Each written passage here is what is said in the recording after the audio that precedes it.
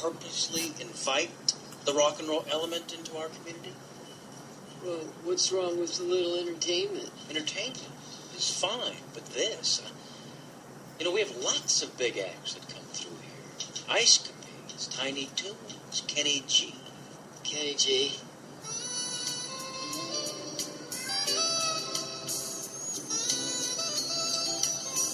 Dr. Bones, Dr. Bones, Dr. Bones.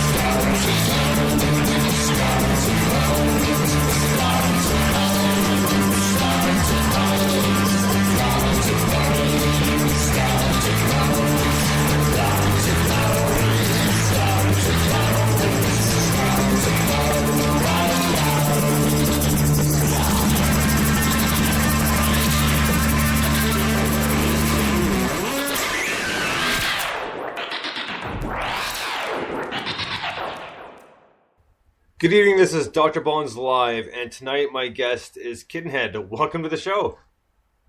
Hi! Hey! Dr. Bones! Dr. Bones! Dr. Bones! We were jamming. Right so on, yeah. To, sing your theme song for you. That's awesome. That's the Kittenhead version. So, first off, you started listening to the show last week. I saw the tweets and that sort of thing. So we started talking, and I checked out your music on SoundCloud. And first off, it's got a great sound because that's good, kind of old school punk rock mixed with the new. So you can kind of tell a little bit of Ramones, a little bit of the Clash, like a little bit of Stray Cats in there as well. Like really, really cool stuff. So. First and foremost, when you guys got together, did you guys have an idea that this is the type of music we're going to play, or did you guys kind of jam along a little bit and then decide we'll do it this way instead of this way? Well, I think this is Kivy, by the way. I think really what we do is we don't have any rules. I mean, that's why we call ourselves punk, is because we basically are like, well, screw any form. We're going to do whatever we want to do. And so really what happens in our band is that somebody brings something in, and then the rule is everyone just contributes to it, and you can't be butthurt if it gets totally turned into something completely different by the end of, our process. No, fair enough. So that's kind of, there was no, we're going to sound like X, or we're going to go sound like Susie and the Banshees, or we're going to go sound like whatever. Like, there was no plan. We're just like, we all love music. We all have our own influences, and, and there are no rules. Like, if you listen to Earthquake, Victoria lays down an awesome rap in the middle of it. And, we were just like, yeah, there's no rules. We're going to do whatever. Well, fair enough. If it sounds good, feels good, it is good. It is good. Do it again. No, that's definitely a good way to look at it. Just because, nowadays, there's so many, in my terms, we'll call it imposter bands, meaning, everything sounds the same, and, their idea of punk is, punk pop. It's not really punk anymore. So it's nice to have up-and-coming bands that still kind of have the kind of raw, kind of nitty-gritty sound, and this is what we're going for. We're not kind of essentially conforming to the mainstream. Yeah, I don't think that we know what the mainstream is, or perhaps we just don't really care what the mainstream is. because, I think that really the reality is you have to follow what makes you happy. You have to follow your own passion. And if you're not doing that, then, just go get a job at McDonald's or something. If you're just going to punch a clock and follow somebody else's... Yeah, McDonald's! follow somebody else's, plan for you. Right. So, that's all just that corporate bullshit. No. Am I not supposed to say that on the air? By the No, way? that's fine. No. It's not a big deal. We're podcasting. It's after 10 p.m. in Eastern time zone here, so we're all good. Okay. So no worries there.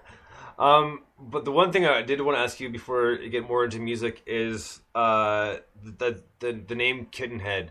How did that come about? Was it that just like kind of a quick decision, or was it kind of thought about, or is there like an interesting story behind it, or is it kind of like, oh, we decided Kittenhead sounded good, we're gonna go with it? Well, actually, there is a story, and the story is that Kivy has no attention span. So we were sitting doing like a Skype meeting, all of us talking, and we had like 50 different names for the band, literally. Oh my God. And then we went through. See, we have people walking by. Yeah. Oh my God, I saw how pretty I was. Exactly. They saw Victoria, they nearly fainted right there. That's how it happened. So we had gone through and made sure that nobody else had the names. So we had like 20 names now left out of the 50 that we had. And so we were having this meeting via Skype. They were arguing and I was bored. So I started playing fetch with my cat, who was a kitten at the time, and my nickname for her was Rory Kittenhead. And they all were like, Kittenhead, that's a great name. And I was like, no, you cannot name the band after my cat. And you see how well that argument worked. Because now we're Kittenhead. It's funny that you mentioned that, just because that was actually something I was thinking about the other day. Just because I have 2 cats and a dog, and there's obviously a lot of people have cats, but the point being is a lot of times, despite their actual name you give them, you always tend to add something on. And I was talking about the other day, and people go, yeah, no, you're right. I call my cat this and this and that. And then you saying that just kind of triggered it, Right. So and her name is actually Aurora. So her name is Rory. Oh, I've got 2. I have Freya and Wyatt, and Freya is Freya monkey, and Wyatt's my monster because he's a tomcat. He's 17 pounds. He's a big guy. Dude. Yeah. He's like, hey. Yeah. What up? So totally get that. I know that's a little sidetrack there, but I thought I'd put my 2 cents in there just because I know exactly what you're talking about, and it's one of those things that it's so true. Just that's me to think about it all the time. Now, when I was going through the tracks, like the Southall link you sent me, I was listening to them, and a lot of them I liked the vocals, and it's nice and kind of different just because there's slowly but surely, female vocals are starting to come back around and starting to make the presence known, which is a good thing, but not like this. And I was really, really impressed when I was listening to it, as well as things it could really jam out to, and reminded me, because when I first started listening to music, everybody kind of goes through their music phases, that sort of thing. And one phase, like I haven't essentially grown out of, but I still remember it, is my punk phase. And the very first band I listened to, like a lot of people I'm sure, was the Sex Pistols. Yeah. And I heard some of the influence there in quite a few songs. So we're gonna get to one song right now, and I know Kevin, you said that we kind of there's kind of some songs you listen to for a while, then you kind of get sick of, and then you go into the next song. So it doesn't matter which song it plays. So the first track I picked for tonight was a song called Enough. This is Kittenhead. Dig this.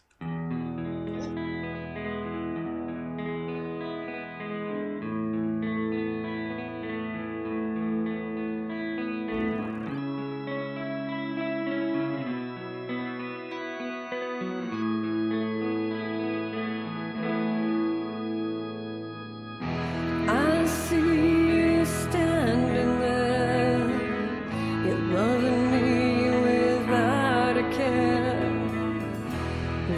might just be enough. I think I've found enough. Your love, well, it fills a need, gives me space to breathe. I think I've found enough. Your love is more than enough for me. Can't you see?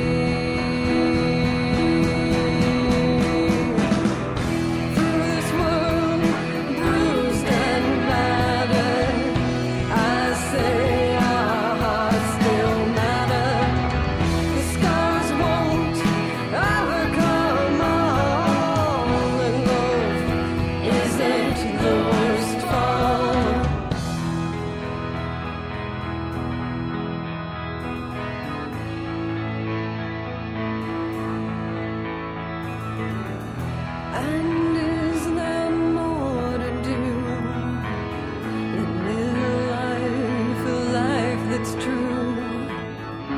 I think I've found enough. Your love is more than enough for me. Can't you see?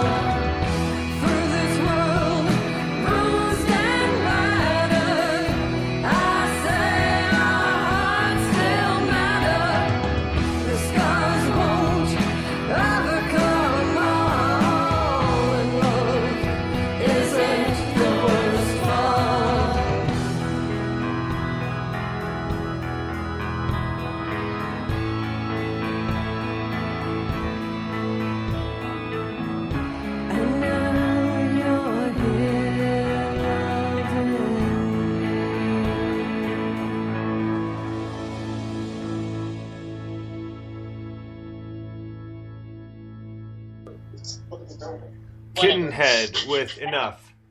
Now, off air, you were saying that Victoria, you and Dee Dee were switching up between guitar and bass. Yeah, we do that like at all of our shows. And with this song in particular, Dee Dee had written the bass part, and she had actually in the studio did the guitar parts, the solo part, and we had this huge debate over who was going to play the guitar parts and the bass parts live. And I did not want to take that amazing solo she wrote and try and play it, but she forced me to, and it's actually not that bad now. Now, just in general, like with a lot of songs, do you guys do a lot? Do you switch off? Is it just Dee Dee who kind of goes back and forth, or is it like a kind of a group effort where everybody's kind of multiverse in different instruments? Well, we have it set up so, like, it depends. So frequently someone will bring up